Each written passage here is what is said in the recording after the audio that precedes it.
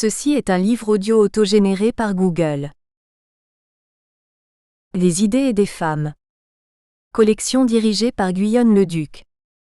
Les idées et des femmes, collection pluridisciplinaire dépourvue de tout esprit partisan, gynophile ou gynophobe, a pour objet de présenter des études situées à la croisée de la littérature, de l'histoire des idées et des mentalités aux époques modernes et contemporaines. Les thématiques y auront trait aux femmes en général ou à des figures précises de femmes, avec prise en compte de leur globalité, de leur sensibilité comme de leur intellect. Le monde occidental constituera dans un premier temps le champ géographique concerné, ce qui n'exclut pas une ouverture ultérieure potentielle au monde oriental et extrême-oriental. Déjà paru. O'Donnell, M. Adwick, B. et Leduc, G. dir. Afraben, 1640 à 1689. Identity, Alterity, Ambiguity. 2000. 20 + 310 pp. Jaminon, Monsieur et Fasseux, dir. Femme de sciences belge, 11 vies d'enthousiasme. 2003. 97 pp. Kerr A. Une épistolière anglaise du XVIIIe siècle, Mairie de Lagny, 1700 à 1788. 2004. 611 pp. Martin, Monsieur, Maria Feodorovna, 1759 à 1828 en son temps. Contribution à l'histoire de la Russie et de l'Europe. 2004. 452 pp. Verrier, F. Le miroir des Amazones. Amazone, virago et guerrière dans la littérature italienne des XVe et XVIe siècles. 2004. 256 pp. Leduc, G. dir. Nouvelles sources et nouvelles méthodologies de recherche dans les études sur les femmes. Préface Michel Perrault. 2004. 355 pp. Gerhard Grafeuil C. La cuisine et le forum. Images et paroles de femmes pendant la Révolution anglaise, 1640 à 1660. 2005. 467 pp. Leduc, G. dir. Travestissement féminin et liberté S. Préface Christine Bard. 2006. 439 pp. Dorgy, Pajomé D. et Marie-Élisabeth Hainaut, dir. Femmes et livres. 2007. 329 pp. Leduc, G. dir. Réalité et représentation des Amazones. Préface Sylvie Steinberg. 2008. 486 pp. Barrière, J.P. et Guignet, P. dir. Les femmes au travail dans les villes en France et en Belgique du XVIIIe au XXe siècle. Bref. Margaret Maruani. 2009. 298 pp.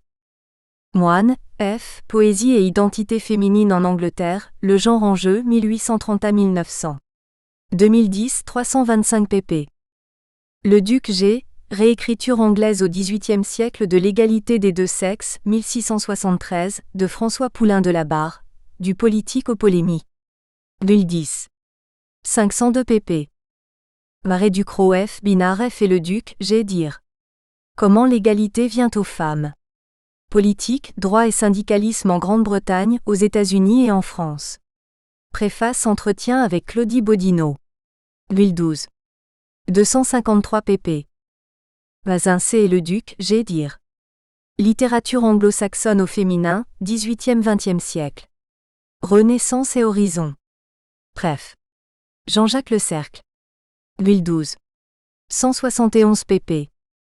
Jamais Moreau et Le curé est une femme. L'ordination des femmes à la prêtrise dans l'Église d'Angleterre. Bref.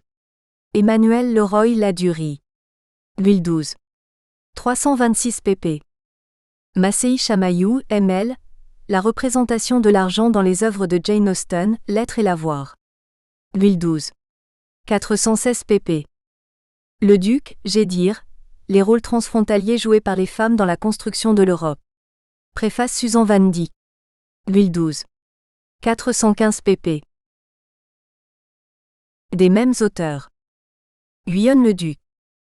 Morale et religion dans les essais et dans les mélanges de Henry Fielding. De Vol. Paris, Didier Érudition, 1990. 13 + 931 pp. L'éducation des Anglaises au XVIIIe siècle, la conception de Henry Fielding. Paris L'Harmattan, 1999. 416 pp. Dire. Réalité et représentation des Amazones. Préface de Sylvie Steinberg. Paris L'Harmattan, 2008. 486 pp. Réécriture anglaise au XVIIIe siècle de l'égalité des deux sexes, 1673, de François Poulain de la Barre, du politique aux polémies. Paris L'Harmattan, des idées et des femmes, 2010. 502 pp. Michel Vigneault.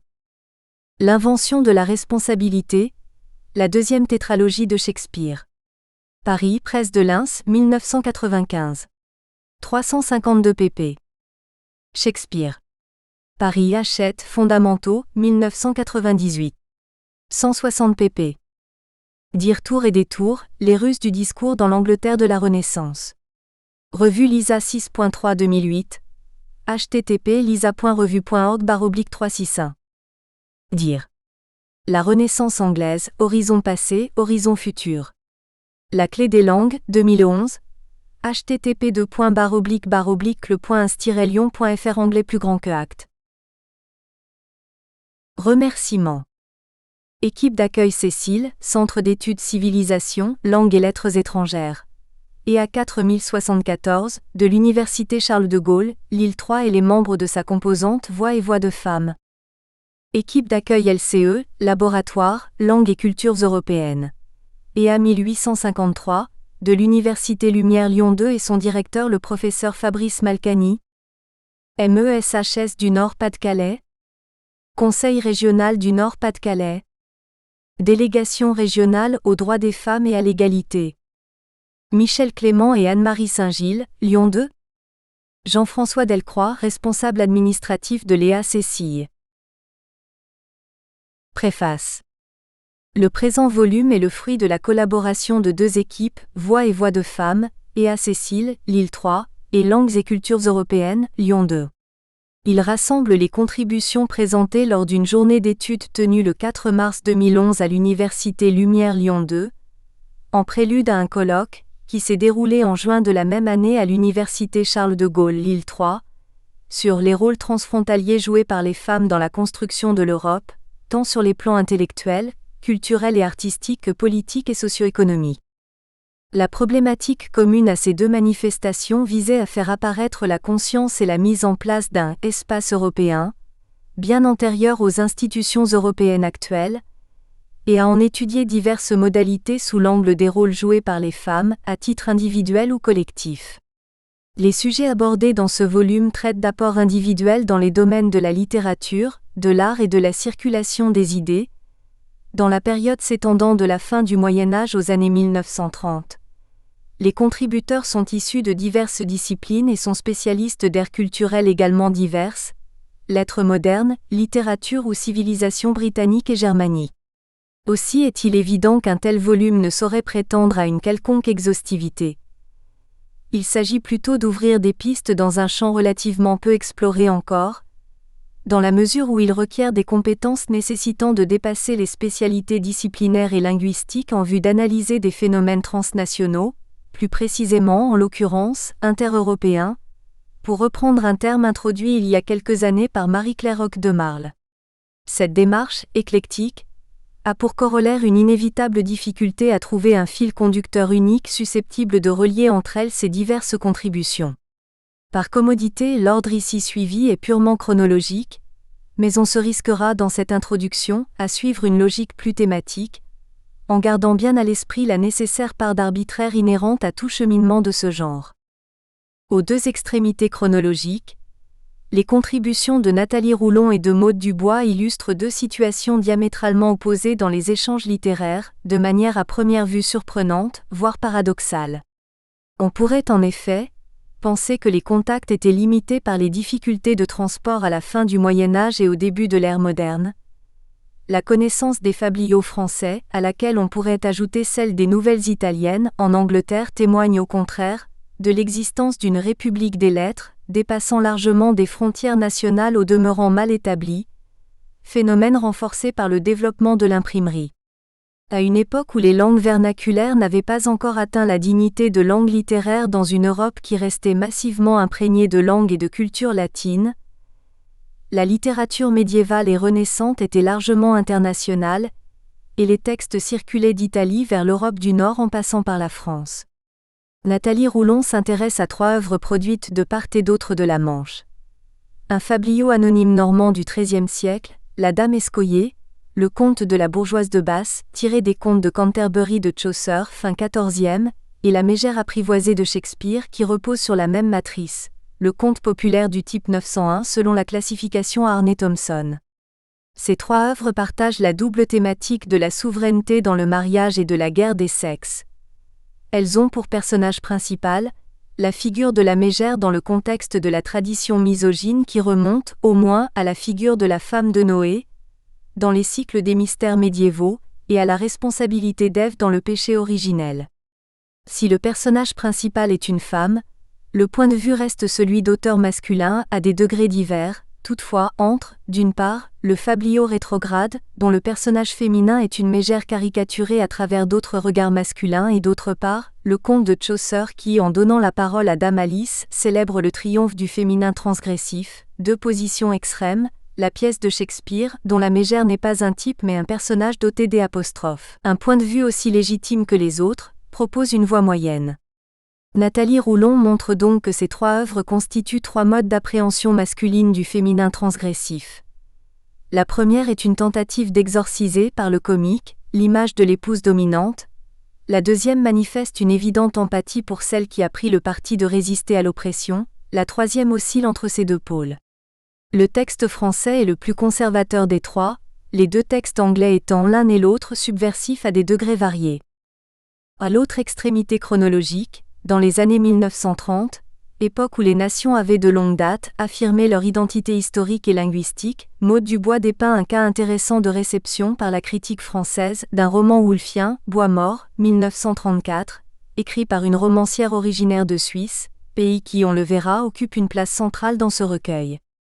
Les vives polémiques, auxquelles donna lieu l'utilisation de techniques narratives spécifiques du roman anglais, notamment de type woolfien, dans un roman de langue française, témoignent d'une vision essentialiste de la littérature, caractéristique du contexte de repli nationaliste de la période, dans l'optique d'un génie propre à chaque langue, et donc à chaque littérature, dont il importe de préserver la pureté de toute contamination étrangère.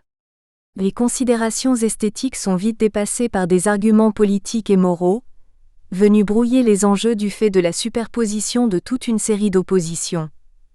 Entre tenants d'une vision nationaliste et tenants du cosmopolitisme ou de l'européanisme, représentés par la gauche pacifiste et par l'esprit de la Société des Nations, entre romans réalistes traditionnels, qui à la faveur des néoclassiques, et romans poétiques, que cherchent à promouvoir les néo-romantiques et auxquels se rattache le roman féminin. C'est aussi par le biais de l'écriture féminine que Stéphanie Gourdon aborde, dans la première contribution portant sur le XVIIIe siècle, un genre en plein essor, mais jusque-là essentiellement masculin, et que les femmes commencent à s'approprier dans la période révolutionnaire, le récit de voyage. À travers l'étude des récits de voyage de Esther Piozzi en France, en Italie et en Allemagne, de Hélène Maria Williams en Suisse et de Mary Wollstonecraft en Scandinavie, Stéphanie Gourdon examine comment les femmes doivent négocier avec le caractère insaisissable de ce genre hybride, en s'intégrant tant bien que mal à la tradition du récit de voyage, tout en faisant valoir leur originalité dans ce domaine. Il s'agit pour elles de se décentrer, de s'écarter d'un modèle pour créer un autre espace d'écriture, se rapprocher du centre pour être assimilé au même et produire un texte de référence, et s'en éloigner dans un même temps pour se maintenir autre. Elle contribue ainsi à diversifier et à renouveler le genre, à la fois dans son contenu. À la description des sites classiques du Grand Tour se substitue progressivement l'étude des mœurs, et dans sa forme. En recourant au journal et à la lettre, elle lui imprime une dimension plus familière et intime et à mesure que l'on s'approche de la période romantique, plus subjective. Stéphanie Gourdon montre également comment la circulation des récits de voyage en Europe, en particulier via les traductions et les articles critiques de journaux littéraires, a permis l'ouverture de nouveaux horizons formels et idéologiques, l'émergence d'une nouvelle conscience européenne.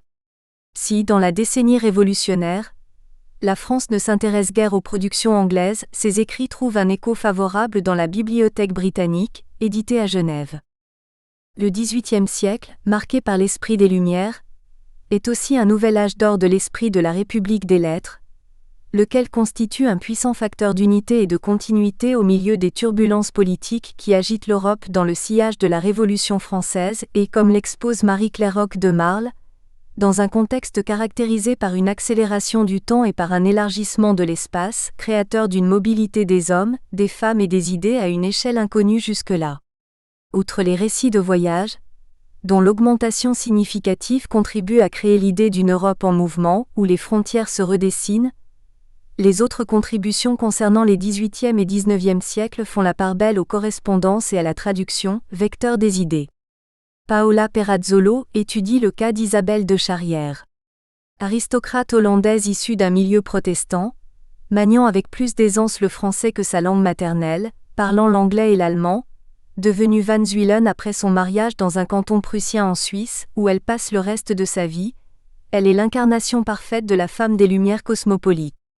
En effet, contrairement aux aristocrates français contraints par un exil plus ou moins forcé de s'accoutumer à une nouvelle existence internationale que la plupart d'entre eux ne font que subir, Isabelle de Charrière vit sa situation, entre deux cultures et entre deux classes, comme une position privilégiée, d'où elle observe le phénomène de l'émigration et du drame révolutionnaire et d'où elle analyse l'émergence d'une nouvelle réalité multiculturelle, qu'elle relate d'un point de vue inédit dans sa correspondance et dans ses romans d'.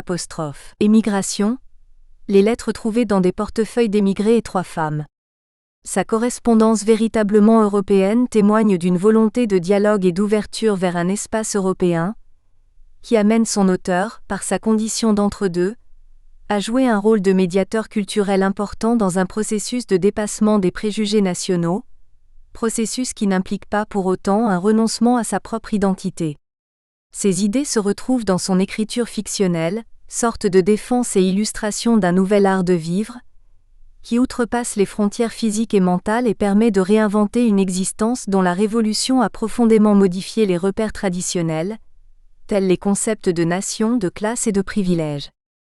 Aux antipodes de l'optimisme d'Isabelle de Charrière, Stéphanie Genand révèle une perception beaucoup plus sombre, celle de Germaine de Staël dans 10 années d'exil 1812, fruit d'incessants voyages qui entre 1803 et 1813 la conduisent successivement à Coppet en Suisse, puis en Allemagne, en Italie et enfin en Russie, à travers L'. Europe-France, napoléonienne, continent bouleversé où la mosaïque de pays différents a cédé la place à un bloc sans saveur de peuples subjugués, et où chaque passage de frontière appelle à l'exilé la puissance de son bourreau. Stéphanie Genand montre comment l'espace européen suscite, chez Madame de Staël, une angoisse nourrie de l'expérience d'un exil toujours plus lointain, du sentiment de la perte des racines et de la peur de la mort, angoisse transformant l'invitation initiale à découvrir la diversité européenne en un pittoresque emprunt de douleur, qui peine à se départir des considérations historiques et politiques, pour finalement renoncer à la description et se muer en réquisitoire contre la tyrannie. Marie-Claire Roch de Marle s'intéresse également à Madame de Staël, mais à travers d'un côté, sa correspondance échangée dans la période relativement faste du séjour à Coppet, qu'elle étudie dans la perspective de l'évolution de l'épistolaire et de L'. Autre, une correspondance privée de 2 amies allemandes, Rahel Varnhagen et Pauline Wiesel, entre 1800 et 1830, ainsi que des lettres ouvertes publiées par Bettina von Arnim dans les années 1840. Elle y expose comment les femmes surent s'approprier ce genre, qu'on leur abandonnait plus volontiers que le récit de voyage, pour le muer en un formidable laboratoire d'écriture et d'ouverture au monde, en décrivant dans leurs lettres le processus d'émancipation qui fait du nouvel espace européen un lieu à soi des femmes, une communauté féminine sans frontières, puis vers le milieu du siècle, en venant même à publier leurs lettres qui deviennent dès lors l'instrument d'une écriture publique, voire politique. La correspondance entre la berlinoise Rahel Varnhagen, voyageuse immobile, qui pratique l'échange épistolaire comme une passion, avec plus de 6000 lettres adressées à ou reçues de plus de 300 correspondants répartis dans l'Europe entière, et la vagabonde, Pauline Wiesel, apparaît-elle la cartographie d'un espace européen en pleine émergence, où sont répertoriées les diversités géographiques, les conditions sociales propres à chacune des grandes métropoles européennes et le développement économique différencié des pays d'. Europe, le tout dans un sentiment de marginalité mais aussi avec une liberté de regard revendiquée, et la volonté de faire émerger, dans tout l'espace parcouru, une identité féminine à l'échelle de l'Europe. Avec Germaine de Staël et le groupe de Coppet, l'évolution de l'épistolaire franchit une nouvelle étape au-delà de la description. Entourée de ses hôtes permanents venus de toute l'Europe, Madame de Staël transforme son lieu d'exil en une plateforme d'où rayonne tout un système de correspondance étendu à l'ensemble de l'Europe mise ainsi en réseau, système contribuant à dégager une opinion publique européenne, ce qui lui donne le statut d'une sorte d'architecte du nouvel espace européen. Enfin, l'étude de la figure de Bettina von Arnim, au début des années 1840, vient parachever ce cheminement dans l'art épistolaire. À une époque où la correspondance et l'écriture des femmes se doivent de rester confinées au seul domaine privé, Bettina von Arnim innove et publie de manière originale sa correspondance avec quelques fortes personnalités qui ont marqué sa vie personnelle et intellectuelle, Goethe, son frère Clemens Brentano et une amie d'adolescence, sous forme de brief-roman, roman-lettre qui constitue un genre à part à mi-chemin entre fiction, roman épistolaire, autobiographie et correspondance publiée.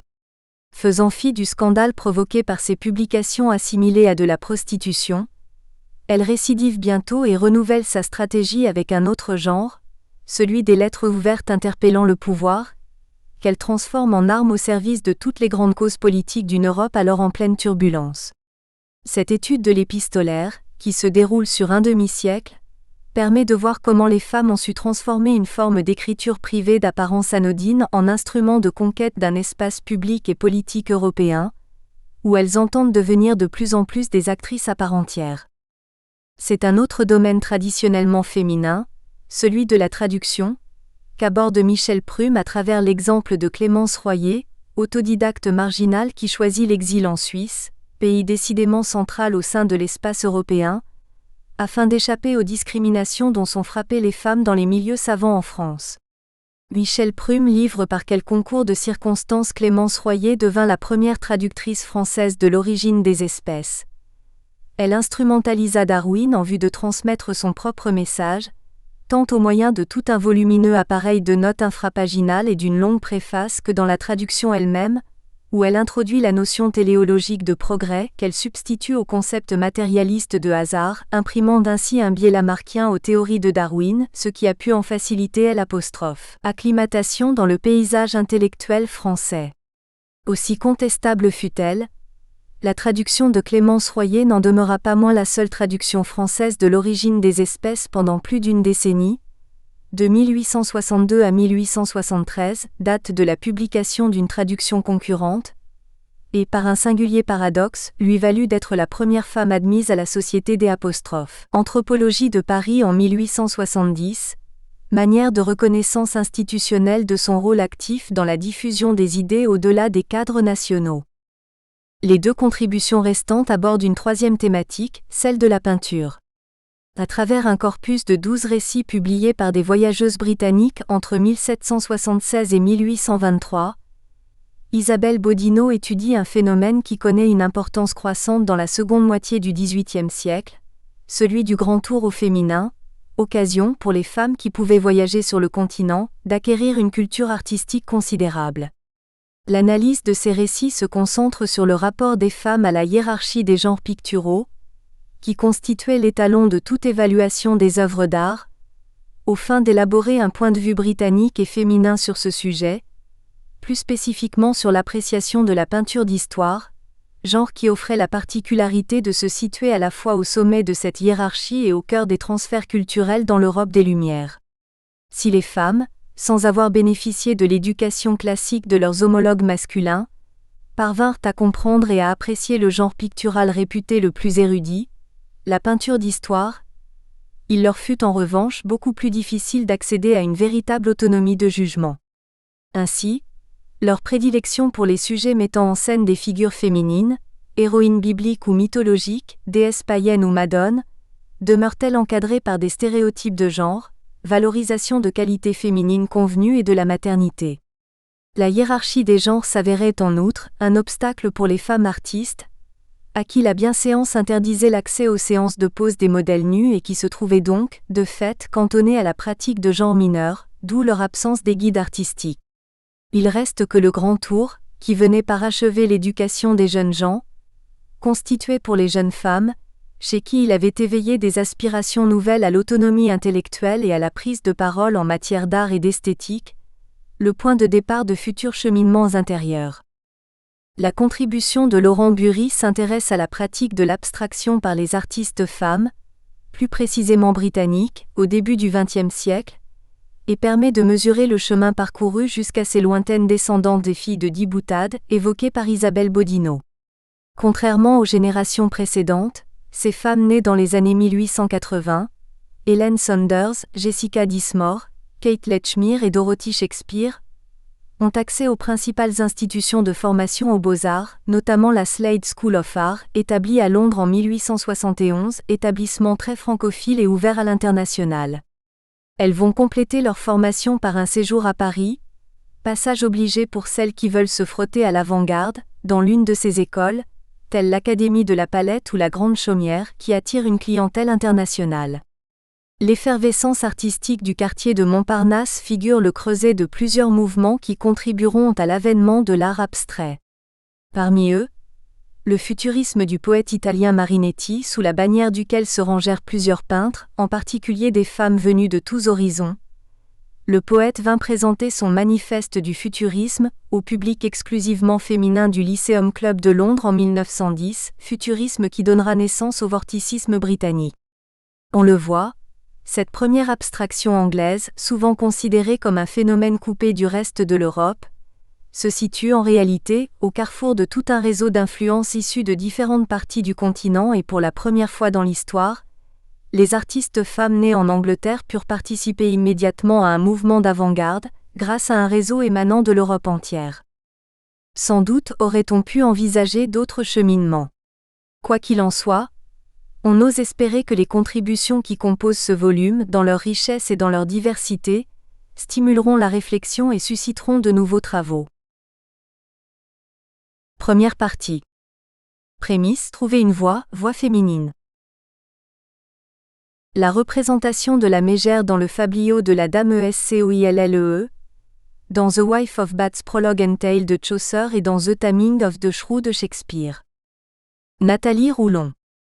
Université de Strasbourg. Pour Patricia Neuville-Buccellato. Après avoir présenté les textes retenus, on s'attachera à montrer en quoi leur rapprochement est pertinent, à brosser le portrait des trois mégères, à examiner le rôle de la mégère sous l'angle du comique. Puis, on cherchera à déterminer comment le schéma de domination-châtiment-soumission s'articule dans les œuvres en question. La Dame Escoillie est un fabliau anonyme composé en Normandie au XIIIe siècle. L'abondance de copies du texte qui subsiste est la preuve de sa popularité au Moyen Âge. L'intrigue peut se résumer ainsi. Un chevalier fortuné, dominé par sa femme, la laisse tout régenter. Elle le méprise et le contredit systématiquement. Le couple a une fille réputée pour sa beauté, dont un jeune comte s'est épris sans l'avoir jamais vue.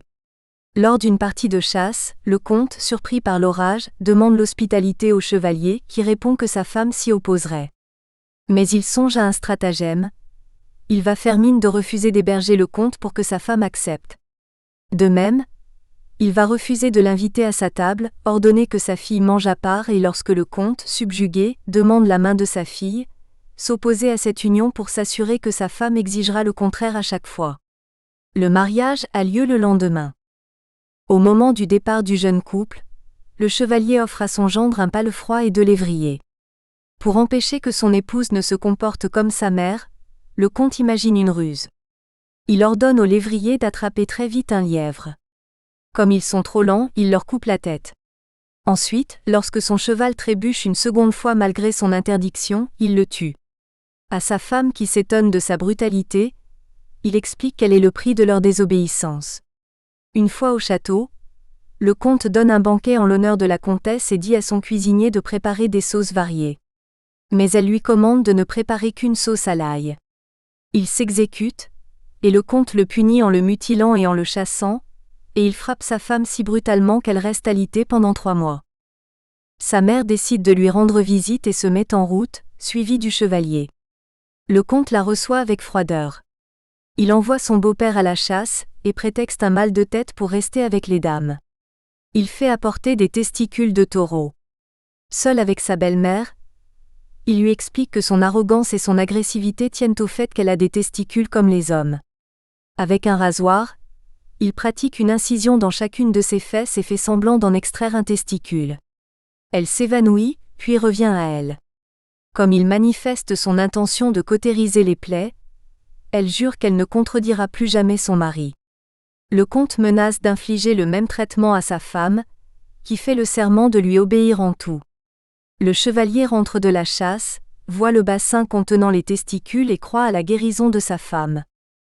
The Wife of Bath's Prologue and Tale date de la dernière décennie du XIVe siècle. Dans le prologue, Dame Alice propose une défense et illustration du mariage et explique avec une verve incomparable comment elle a triomphé de ses 5 maris. Elle relate, ensuite, un conte de chevalerie qui s'apparente au roman arthurien. Un chevalier viole une jeune fille et, pour avoir la vie sauve, doit répondre à la question de savoir ce que les femmes désirent le plus. Une vieille femme hideuse connaît la clé de l'énigme. Ce que les femmes désirent avant tout, c'est la souveraineté dans le mariage. Elle sauve le chevalier en donnant la bonne réponse, mais exige qu'il l'épouse en contrepartie. Consterné, il se résout néanmoins à ce mariage. Lorsqu'elle lui demande ensuite s'il préfère qu'elle reste vieille et laide mais fidèle et obéissante, ou jeune et belle, mais entourée de galants, il lui laisse le choix. Elle se métamorphose alors en une belle jeune fille. Le trait commun au prologue et au conte est l'insistance sur la maestrie à laquelle aspirent les épouses. The Taming of the Shrew est généralement daté du début des années 1590. On s'intéressera à l'intrigue principale de la pièce, qui concerne le dressage de la mégère Caterina par Petruchio.